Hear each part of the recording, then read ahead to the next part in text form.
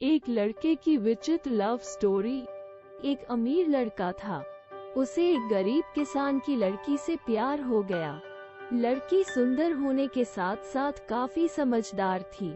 एक दिन जब लड़के ने उस लड़की को बताया कि वो उससे प्यार करता है और उससे शादी करना चाहता है, तो लड़की ने कुछ सोचने के बाद उस लड़के को शादी करने से इनकार कर दिया, क्योंकि वो गरीब परिवार से रिश्ता रखती थी।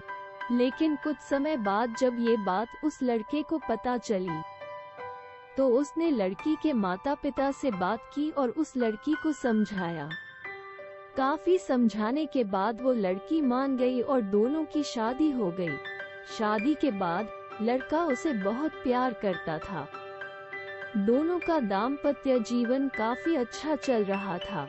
लेकिन कुछ महीनों बाद लड़की को चर्म रोग हो गया, जिसके कारण उसकी खूबसूरती ढलने लगी।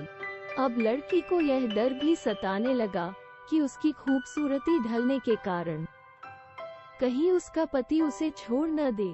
लड़की उस चर्म रोग को ठीक करने का हर संभव प्रयास कर रही थी।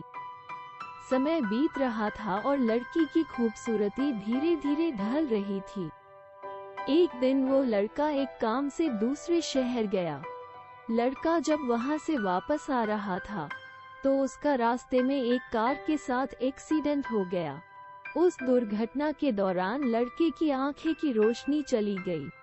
इस दुर्घटना के कुछ समय के बाद उनका जीवन फिर से सामान्य और सुखी बीतने लगा। वो लड़की चर्म रोग की वजह से दिन प्रतिदिन कमजोर और बदसूरत होती गई। लेकिन पति अंधा होने के कारण उनका दाम्पत्य जीवन ठीक चलता रहा और दिखाई न देने के कारण वो लड़का उससे पहले की तरह प्यार करता रहा। कुछ सालों बाद बीमारी के कारण उस लड़की की मृत्यु हो गई।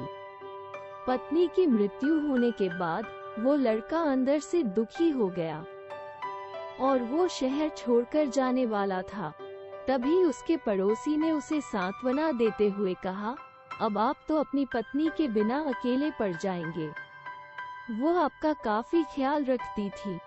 अब आपका जीवन अंधकार में कैसे व्यतीत होगा।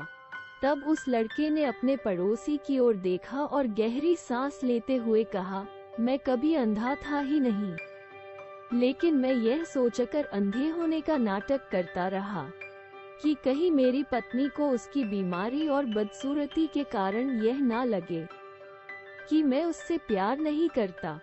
इसीलिए मैं इतने सालों तक बिना कुछ कहे हुए अपनी पत्नी की खुशी के लिए अंधा बना रहा। यह बात सुनकर पड़ोसी की आंखों से आंसू छलक आए और वो लड़का वहां से उठकर चला गया। कहानी का तात्पर्य: अगर आप जीवन भर खुश रहना चाहते हैं, तो आप लोगों की कमियों की तरफ ही नहीं, उनकी खूबियों की तरफ भी गौर करिए। आपका जीवन आसान हो जाएगा।